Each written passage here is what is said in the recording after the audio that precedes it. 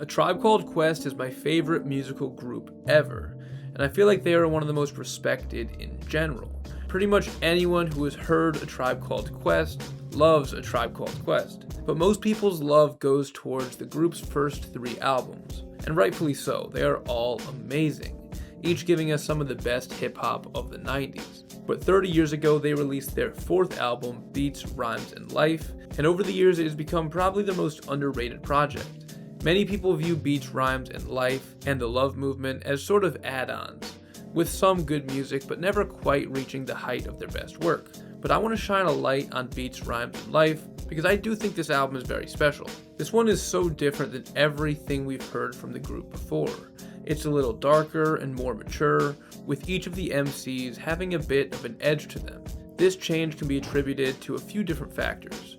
For starters, the group was getting older and changing personally and artistically, having grown disillusioned with the music industry after a time and getting more jaded in the process. But the most noticeable change between their 3rd album, Midnight Marauders, and this is the change in personnel. Since the beginning, A Tribe Called Quest was always known to be just 3 or 4 members. Q-Tip and Phife Dawg, and then Ali Shaheed Muhammad was their DJ, and then Jarobi White was their 4th member who would pop up from time to time, even though he never rapped on a record until their 2016 comeback. But on Beats, Rhymes, and Life, things were different. There now was a mysterious 3rd MC who raps on a good number of tracks here. Nowadays, he may be known more as Kanye's longtime collaborator and confidant, but a 1996 Consequence appeared on this album seemingly out of nowhere and without any real proper introduction. He was treated just as sort of one of the crew. He's Q-Tip's cousin, so his inclusion here has been cited over the years as a point of contention for some people for being like a nepotism forced feature on some of these tracks. And for the first 3 albums, Q-Tip, who is one of the greatest producers to ever live, he produced them pretty much all entirely himself. But at this time, he started a production group called the Ummah, consisting of him, Ali Shaheed Muhammad, and none other than Jay Dilla himself. So naturally, with JD being one of the greatest producers ever, and Consequence being a very solid rapper in his own right, their inclusions on this record are pretty great. But just the fact that there was this change contributed to the reception of this album being less than what fans had hoped for. But now looking back 30 years later, I think it's easier to not compare this to their first 3 albums, which it fails to match, but to look at it as its own piece of late 90s hip-hop mastery. When talking about this album, you have to start with the incredible cover by the artist Scam 2. It depicts the tribe's avatar character standing in a destroyed city, planting his flag in the air. His style makes it feel like a superhero-esque scene, symbolizing hip-hop itself in disarray, and our tribe hero comes back to save the day, planting this flag that has an altered version of the A Tribe Called Quest logo. I find it very intentional that their logo here isn't just the main 4 stick figures that it always had been before, but it's a full 7 characters. I feel like this is intentional to let the audience know that this is not just the original core 3 or 4 members of Tribe.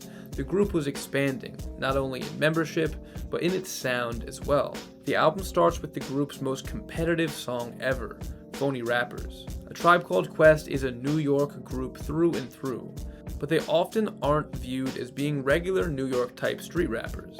But this song proves that they could still hold it down in New York City. There's no cooler way to start off an album than to tell a story of out-rapping some punk kids on the train who think they can take you on. This opener really sets the tone for this album being something completely different from what we heard on the group's first 3.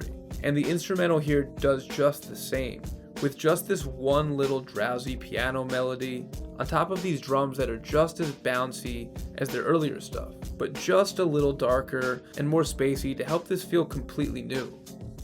This is definitely the group's most serious work, possibly because of some tension at the time of recording between the members, or possibly just the fact that they were in a more serious point of their life, but I do appreciate it at times. Even if it's not quite as fun, it's still cool hearing them just straight up mean business on the track.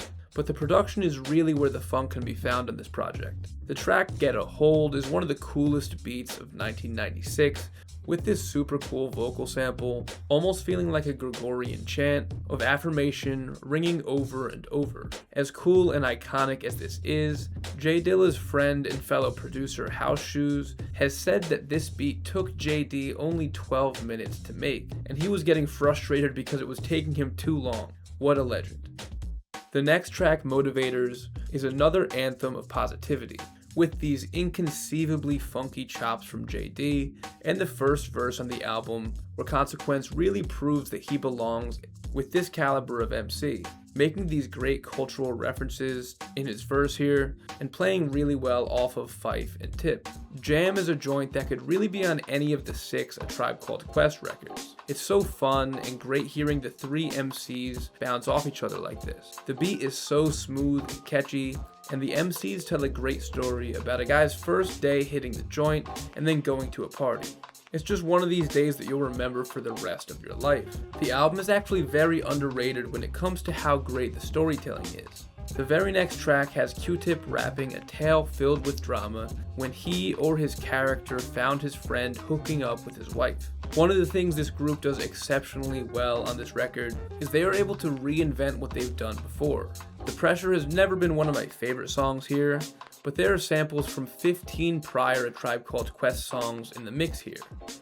And then once again almost feels like a remix or a redo of one of their best songs, Check the Rhyme. This time a little more glossy and ready for the radio, but still equally as catchy and iconic.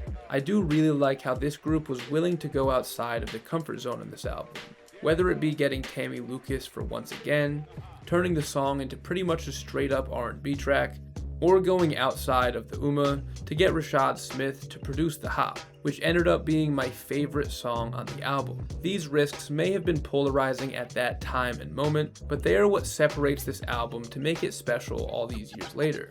One of the things that I think has gotten lost about 90s hip-hop over the years was how the East Coast versus West Coast beef was way bigger than just Bad Boy versus Death Row, and the group addresses it in numerous ways across this record. From The Pressure, to Mind Power, to Keep It Moving, to What Really Goes On.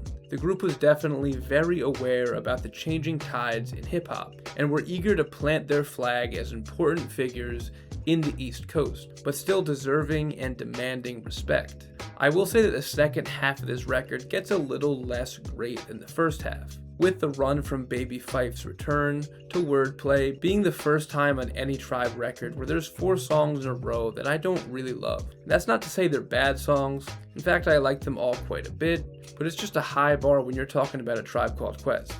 But even with that slight inconsistency, they still end on the highest of notes with Stressed Out. This song is maybe their most pop-friendly song, with a Faith Evans hook that is ready for radio, and Q-Tip and Consequence going back and forth, spitting smooth verses, preaching peace for a stressed out world. A Tribe Called Quest came back for a new album just 2 years later with The Love Movement, but with Stressed Out it always felt like the end of a very short-lived era. This would be the last time that Consequence would appear on a Tribe record for 20 years. And I do just want to give him one last shout out. I feel like it's sort of easy to disrespect Consequence due to his affiliations with Ye, and sort of being featured strangely on this sort of forgotten Tribe album, but he honestly did a great job at adding his own flavor to this record while still fitting into what the group had already established. You know, A Tribe Called Quest is great because if any other artist had Beats, Rhymes, and Life in their catalog, it would probably be one of their best albums. But Tribe has 4 albums better than this, so it just sort of lives in a limbo as a great rap record, but nobody's favorite Tribe album. But it lives on. This might not be a perfect album, but most of the best things in life are never perfect. But as long as we fill it with the best beats and rhymes possible, then that's a life worth living.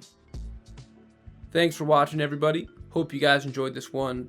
Shout out to A Tribe Called Quest. They are just the greatest, my favorite group ever. This is one of those albums that my opinion on it has changed so much over the years. I feel like 10 years ago it was just sort of an afterthought for me, but I just like it more and more every year now. So let me know down in the comments, are there any albums that you had a complete 180 on that you did not like when it first came out, but you love it now. I'm very curious to see what albums you guys say for that. As always, I want to give an incredibly special shout out to each and every one of my patrons. I could not do this without them, so head over to patreon.com/DefGoldblum if you want to join the tribe over there and get some extra goods from me along the way. Hope you guys have been enjoying what I've been putting out. I've been trying to really amp up my release schedule lately, and that ain't stopping anytime soon. I got a lot more headed your way, so stay tuned, stay safe, and stay def. Thanks for watching.